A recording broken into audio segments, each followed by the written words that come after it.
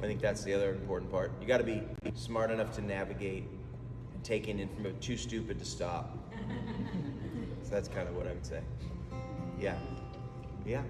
What did you miss most about touring over the last couple of years? This exact thing that we're doing. She asked what I missed about touring. It's like the live streams were fun, and like traveling is difficult, being away from my kid for like 2 months and my wife for 2 months.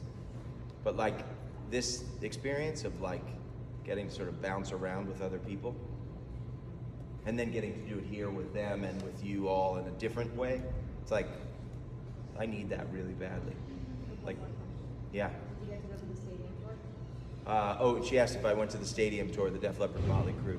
So I flew out to see the guys, those guys. So I did a Def Leppard covers record, as some of you may know, and became friendly with Joe and Rick and a bunch of the band and the management and stuff. So they were like, come to the, I wasn't gonna be around when they played San Francisco, so I flew to Denver right before tour pre-production for us, and went and hung out and saw Joan Jett and the Poison guys and Motley and Def Leppard, and it was really fun. It was fun to see 40,000 people at a concert after thinking that would never happen again. And it was also fun to see a bunch of people like enjoying themselves as if it were 1987. It was sort of fun, like, there was no self-conscious, it was just like people were there to fucking rock out. And they delivered. It's like they wanted to see Joan, they wanted to see Poison, they wanted to have nothing but a good time. And it was just a really fun moment because I'm a pretty self-conscious person. And so to be around people that were sort of unself-consciously loving what they were doing, and like, these are like 60-something, 50-something, dressed in like as if it were, in shirt. I was like, this fucking rules. And I said to the guys, I said to Joe, and I was like, isn't it neat that he's like, man, we drove past, in Detroit, the bus drove past and there was all these things, and I swear to God, I thought it was 1986. And I was like, that's pretty fun. Yeah. Can you tell us a little about your guitars? Yeah, about my guitars. What about the wear pattern? Anything. Yeah. So that guitar I bought in 1993. It was the first guitar I ever bought that was a 6-string that I ever owned. That was an acoustic 6-string. I bought it. I'd been casing it at this place called Westwood Music. So I've been casing it at Westwood Music. Bought it the day Kurt Cobain died, which I didn't, that was unintentional. So I bought it and then played it and toured with it. And then the headstock broke off at a radio show in San Francisco in 2009-ish. And so then I had this one built as like a backup. And I started using it. And then I didn't bring that one out. And then I missed that one. So now I have them both.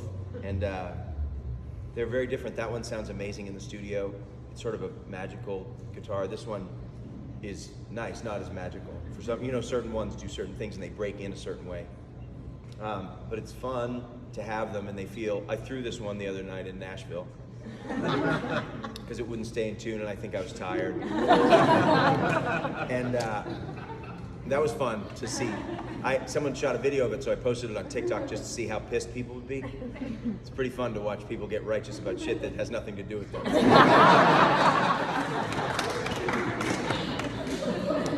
That was a wild little experiment. It was one of those things where it's like I literally was just like, I needed to let the valve steam out of the valve. But our tech, who was great, was around a corner, so I couldn't see him. The guitar had been giving me issues the whole time. And in an ironic twist, the guitar was giving us issues because of a user error on our end. Which, if that's not a metaphor for like life, I don't know what. But we didn't know that till after I threw it. And I literally just walked to put it on the stand and just like kept walking. And then just did that. And it fucking sailed through the air and landed. And I was like, when I threw it, I was like, I never want to see it again.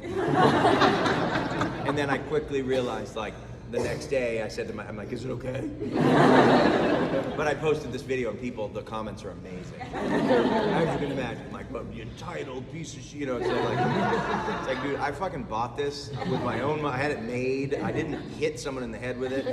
Like, if you have a problem with this, that's your fucking problem. Do Matt Nathanson trolls have a theme to them? Do they have a Nathanson trolls do not have a theme. Okay.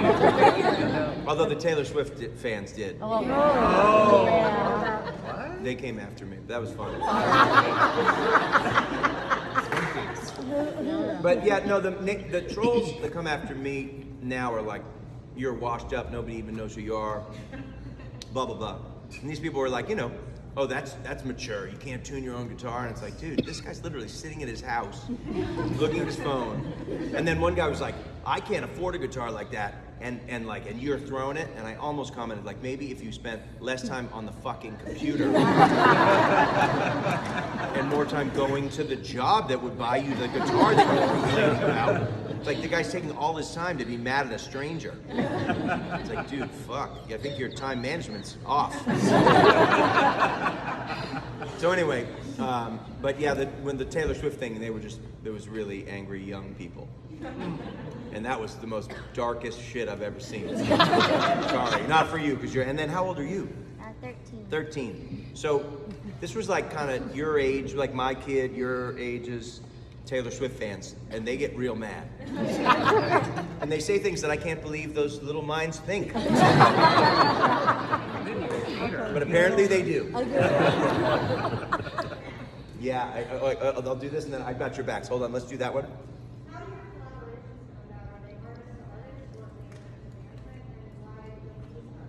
Oh, great question. My collaborations, mostly artist to artist. The management to management thing, the management thing never works. Like, you got to know the person and then kind of reach out. So like, my manager manages Fall Out Boy, so that's how I know Patrick and Pete. But I asked Patrick, you know, and like Richard and Jen and, you know, all these people. And to be honest, it doesn't work. There's not more of them collaboration-wise, is because even though we look like pillars of confidence stability, it's really hard to get other artists to let their, I'm okay with, like, I have an ego, but it doesn't show up in that way. And I try not to let it show up in any way that's gonna get in the way of what's good about playing music. And so oftentimes it's difficult to inspire another artist. They'll say, yeah, and then they'll kind of like, and it's also another part is artists are not particularly motivated. They might be, and if they are, they usually excel. But most of the time it's like dragging a horse to water. And so, so yeah, there've been collaborations, there've been talks of collaborations, and it's sort of wild to me that, for me, it's just sort of like, yeah, let's do it. What do you want to do? I'll show up, let's go. And people kind of, I know, but I love doing it because do a it's. whole Fall Out Boy cover. Say again, I did a whole Fall Out Boy cover. No, you should do like a whole album. Oh, a whole album. Yes. It'd be fun. Pete's one of my favorite lyricists, and Patrick is a genius, like an actual little machine of genius. Like Patrick from Fall Out Boy, the singer, is like so brutally talented. There's a song called Same Drugs that I did a cover of, and he sang on it, and I just sent it to him. I was like, Patrick, will you see if you can sing on this and see what you, and he just sent it back, and I just started laughing because it was so good. There's one part where he goes, la di da di da di da di da, and it's like, in any other situation, that's absurd, and then within the confines of this song, in the context, like it's achingly perfect. And it's because he is an unhinged, like, musical prodigy. We also, Patrick and I did a soundtrack to a documentary. It was an MTV documentary, and I was in it, and then they were like, have you ever done, you know, the interstitial music in a documentary? And I was like, sure. So I was like, and then I was like, Patrick, do you want to do this thing with me? And he's like, yeah. And so like we just hung out and did this thing, and he's just a genius. So it's like really fun. And then Pete's kind of a genius, and so Fall Out Boy is this neat combo. You'd recommend what? No, Black Bear. I'm deaf, but what you said sounded. Kelly Clarkson. You want me to? Oh, Kelly. I don't think that's gonna happen. Just from a historical standpoint of my relationship with her, I'm not sure we're gonna. But that's just how it works. I don't think I'll get to her show either. And next.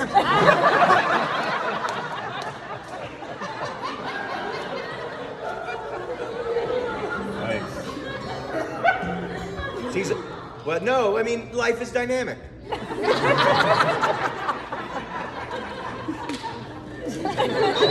got a killer voice. She's got like from like touched by God. Yeah. And what? Oh no, thank you. You're incredibly nice, but she could sing you like Cheerios, like the ingredients, and you'd be like riboflavin. God damn, I never knew that was so sexy.